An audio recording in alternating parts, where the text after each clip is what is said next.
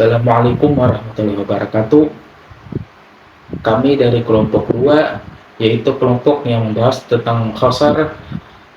Pertama, saya Muhammad Anil Yakin akan menjelaskan tentang pengertian khosar, dan Rahmat Hidayat akan menjelaskan tentang jenis-jenis khosar, dan Muhammad Fatan Hasani akan menjelaskan tentang fungsi-fungsi khosar, dan Nuri Zati akan menjelaskan tentang contoh khosar dalam Al-Quran dan sastra Arab.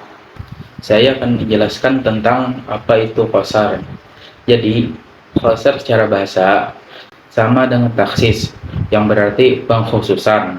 Dalam keterangan lain, bahwa khosar berasal dari kata al-khosar, yang bermakna al-hubs, yang menurut bahasa berarti penjara. Sedangkan khosar secara istilah berarti mengkhususkan sesuatu pada sesuatu dengan menggunakan cara-cara tertentu. Dalam khosar mengandung dua bagian pokok, yaitu maksur, sesuatu yang dikhususkan, dan maksur alaih, yang menerima pengkhususan. Setiap ungkapan khosar mesti memiliki 4 unsur, yaitu 1. Maksur, baik berbentuk sifat maupun mausuf. Kedua, yaitu maksur alaih, baik berbentuk sifat maupun mausuf. Ketiga, yaitu maksur anhu, yaitu sesuatu yang berada di luar yang dikecualikan. Yang keempat, yaitu adat qasar. Adat qasar ada 4. Yang pertama, yaitu an-nafi wa istisna, maksudnya itu ialah nafi dan istisna. Yang kedua, yaitu adanya kata innama. Yang ketiga, yaitu huruf ataf, tetapi dengan ataf bal, lakin, dan la. Yang keempat, yaitu menggunakan takdim ma'akuhu at-takhir, yaitu mendahulukan yang seharusnya di akhir, seperti takdim al-maf'ul yang mendahulukan maf'ul, dan juga takdim al-jar wal al-majrur. Baik, selanjutnya kita akan masuk ke macam-macam qasar. Qasar dilihat dari rukun utamanya dibagi menjadi 2, yaitu qasar sifah ala mausuf, yaitu sifat yang ditaksis dengan mausuf, dan yang kedua qasar mausuf ala sifah, yaitu mausuf ditaksis dengan sifat. Selanjutnya, qasar ditinjau dari kesesuaiannya dengan kebenaran dan kenyataan dibagi menjadi 2, yaitu qasar hakiki, yaitu maksur alaih ditaksis penyebutannya sesuai dengan kebenaran dan kenyataan. Yang kedua, qasar idofi, yaitu maksur alaih ditaksis penyebutannya sesuai dengan penyandaran kepada sesuatu yang tertentu, tetapi tidak menutup kemungkinan bagi yang lain untuk ikut dalam penyandaran tersebut. Qasar idofi apabila berdasarkan mukhatabnya dibagi menjadi 3, yaitu qasar ifrad, yaitu apabila mukhatab meyakini kenyataan lebih dari 1. Yang kedua, qasar qaul, yaitu apabila mukhatab meyakini keadaan yang sebaliknya dengan kenyataan, atau agar mukhatab tidak meyakini hal yang berlawanan dengan kenyataan. Yang ketiga, qasar ta'yin, yaitu apabila mukhatab ragu-ragu.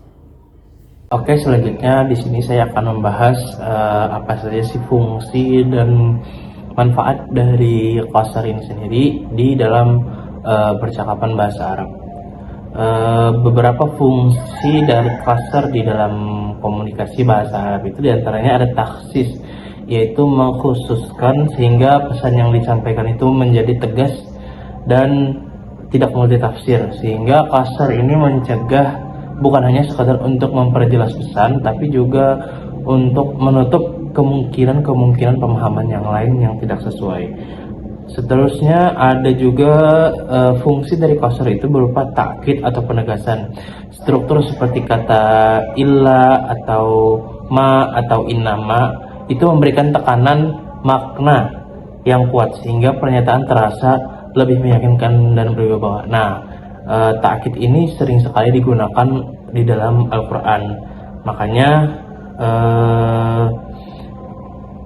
Al-Quran sering menggunakan qasar di dalam ayat-ayatnya. Itu bertujuan untuk meneguhkan akidah tauhid kita, seperti penegasan bahwa tidak ada pencipta lain selain Allah Subhanahu wa taala.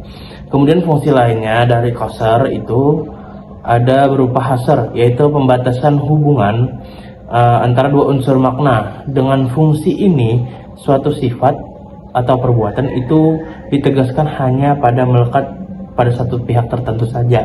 Nah, misalnya ibadah itu hanya dibatasi kepada Allah Subhanahu wa taala. Tidak ada ibadah selain kepada Allah Subhanahu wa taala, atau tujuan intinya itu hanya kepada Allah Subhanahu wa taala.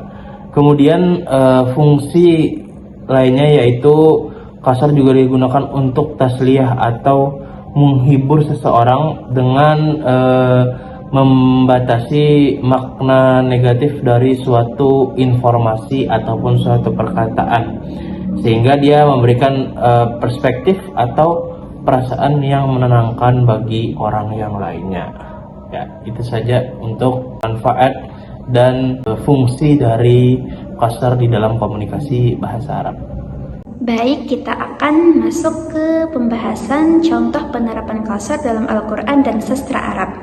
Nah, yang pertama, contoh dari Al-Quran yang paling sering dibahas itu ada di dalam Quran surah Al-Fatihah ayat kelima yang berbunyi A'udzu billahi minasyaitonir rajim. Iyyaka na'budu wa iyyaka nasta'in, yang artinya hanya kepadamu kami menyembah dan hanya kepadamu kami memohon pertolongan. Nah, di ayat ini ada kata iyyaka yang artinya hanya kepadamu dan posisinya diletakkan di depan. Padahal dalam bahasa Arab biasanya objek itu ada di belakang. Nah, justru karena didahulukan, ayat ini menunjukkan makna pembatasan atau yang kita kenal dengan qasar. Maksudnya tuh udah jelas banget ya, bahwa ibadah dan permohonan pertolongan itu cuman kita tujukan kepada Allah Subhanahu wa taala, bukan ke yang lain. Jadi qasar di sini berfungsi buat menegaskan tauhid dengan cara yang singkat tapi kuat. Contoh lain juga ada di dalam Quran surah Az-Zumar ayat 3 yang berbunyi A'udzu billahi minasyaitonir rajim.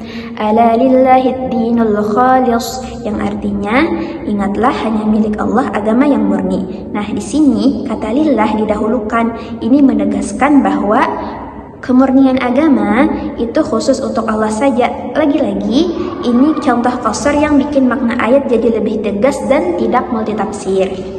Sekarang kita pindah contoh ke sastra Arab.